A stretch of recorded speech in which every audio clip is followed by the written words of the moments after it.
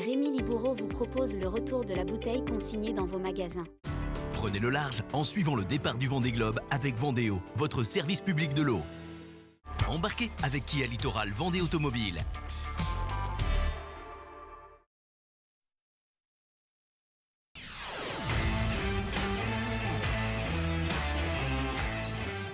Ça y est, les 40 skippers de ce 10e Vendée Globe sont partis en mer après une journée chargée d'émotions. Tout a commencé ici, dans ce qu'on appelle la zone mixte. Les participants de ce 10e Vendée Globe ont pu répondre aux dernières questions des journalistes.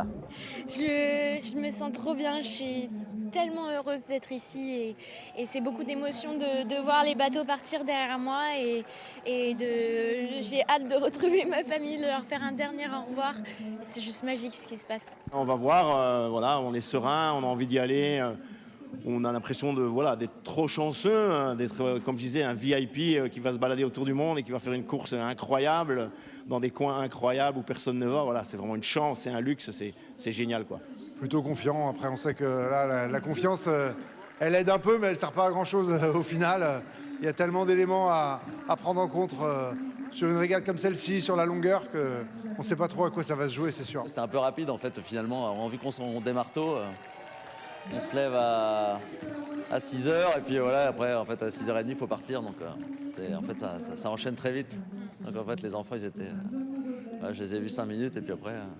je suis parti, même pas le temps de boire un thé. Les au revoir, c'est toujours un petit peu compliqué, c'est évident. Mais voilà, j'ai toute ma famille qui est là, j'ai mes parents qui sont venus de Guadeloupe rien que pour voir le départ. Donc c'est un beau cadeau qu'ils m'ont fait. Donc voilà, on va essayer d'en profiter une dernière fois sur le ponton. J'ai hâte d'être demain, d'être après-demain, d'être un peu plus dans le bain de la course. Là aujourd'hui c'est une journée un peu bizarre. C'est énorme quand même ce qui se passe là sur le Chanel des Sables d'Olonne. Donc, voilà, on est un peu perdu forcément. Ça a été très speed ici en zone mixte. On n'avait pas beaucoup de temps avec tous les skippers. On avait à peu près, pour les skippers les plus cotés entre guillemets par tous les autres médias, on avait à peu près 1 à 2 minutes, pas plus, c'est-à-dire 3 questions. Donc tous les skippers sont passés. On a essayé de faire le plus de réactions possible. Le premier skipper à être passé, vous le savez, c'est Charlie Dalin. C'est peut-être celui qui m'a le plus marqué en tout cas. Lui qui se dit prêt à prendre sa revanche pour ce Vendée Globe. Il a ensuite rejoint le ponton et a reçu de grosses acclamations du public, un accueil vraiment chaleureux pour peut-être le grand favori de cette course. Nous avons aussi Arnaud Boissière qui est vraiment le local d'ici, qui a reçu, je pense, peut-être encore plus que Charlie Dalin, un accueil vraiment très très chaleureux. Tout le monde était pour lui, tout le monde criait son nom. Ensuite, une petite mise en scène était prévue par les organisateurs, la même qu'il y a 4 ans. Chaque skipper, un par un, est descendu depuis cette passerelle pour rejoindre le ponton. Ils ont pu ensuite passer devant le trophée du Vendée Globe installé sur ce présentoir. Il fallait ensuite rejoindre son équipe et son bateau. Et là, c'était l'heure des dernières embrassades, des derniers au revoir, plein d'émotions.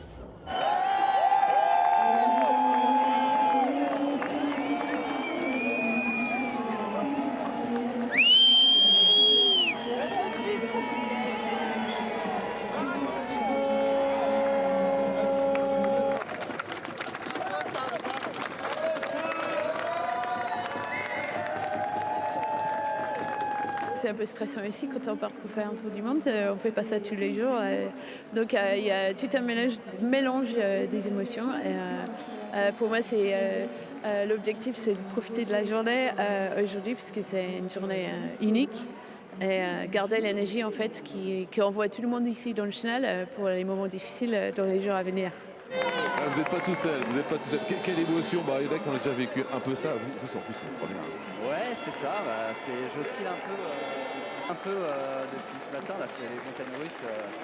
Et voilà, c'est des émotions qui se lisent aussi sur le visage des autres, quoi. Et à la fois, je me sens super prêt, quoi, hyper serein par rapport à ça, j'ai envie de prendre tout ce qu'il y a à prendre.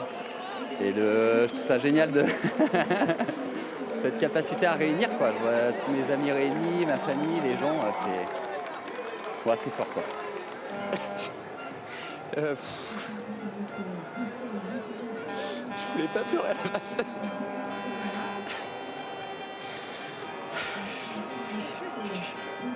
J'ai pas vraiment les mots là.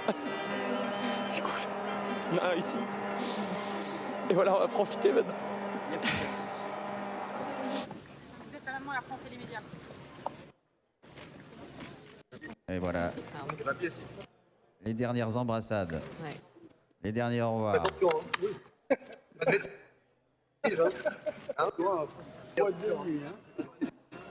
Il a beau être habitué, je pense que c'est des moments toujours très très émouvants pour lui. Ça se voit sur son visage, c'est toujours particulier.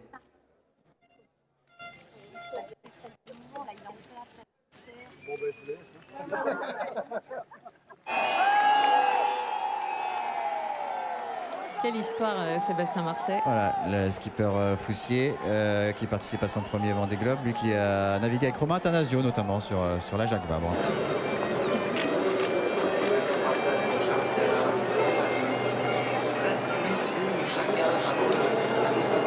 Merci pour tout cet accueil extraordinaire. Merci pour ton témoignage.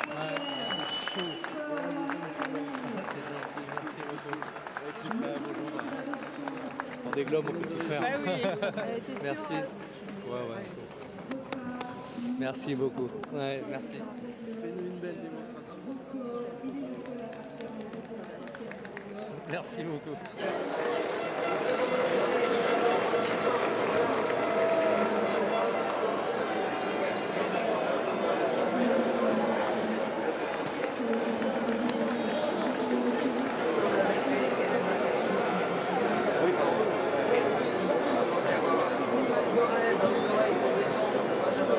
Des au revoir au ponton, plein d'émotions pour les skippers bien sûr, mais aussi pour leurs familles présentes ici au Sables d'Olonne. Et je trouve que c'est pire cette année que les autres années, je trouve. Alors, je sais pas, je vieillis peut-être tout simplement.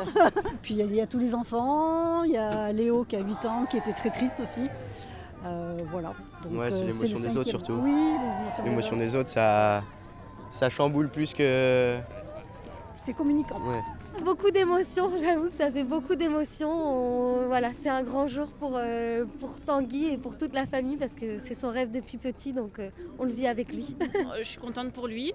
Il est très content de partir et il avait hâte, même si c'est dur de quitter les enfants, de nous quitter la terre, mais il est très heureux. Donc en vrai, voilà, c'est plutôt très positif. Toutes les 3 minutes, les bateaux ont quitté ce ponton de Port-Olona. Et ensuite, autre moment fort pour les 40 skippers, la descente du fameux chenal.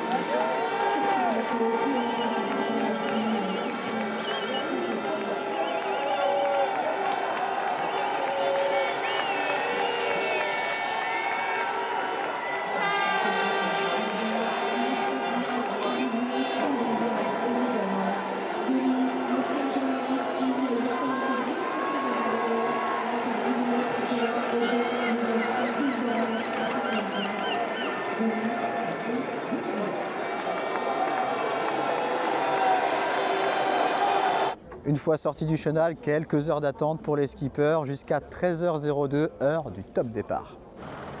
10, 9, 8, 7, 6, 5, 4, 3, 2, top départ Vendée Globe 2024. Vous partez sur une course mythique, l'Everest des mers. On vous souhaite bon vent, on vous souhaite beaucoup de plaisir sur l'eau. On vous souhaite aussi de partager ces moments-là avec les millions de personnes qui vont vous suivre. C'est la fierté de voir ces marins s'élancer sur cet océan mondial. Vous allez vivre des moments sans doute passionnants. Vous allez nous les faire partager. Nous sommes fiers de ces marins. Nous sommes fiers de vous. C'est la légende qui continue de s'écrire et de se vivre. Merci à tous et on vous accueille au Sables d'Olonne.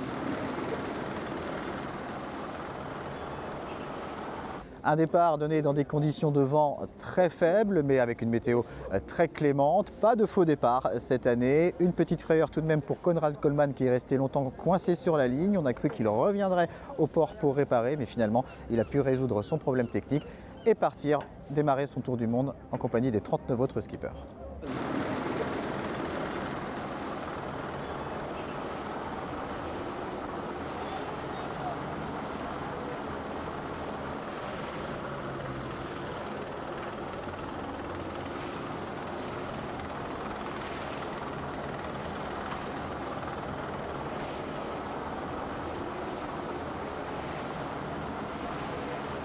Pour tout le monde, on ne demandera pas de traces pour le départ. Je répète, c'est un bon départ. Merci.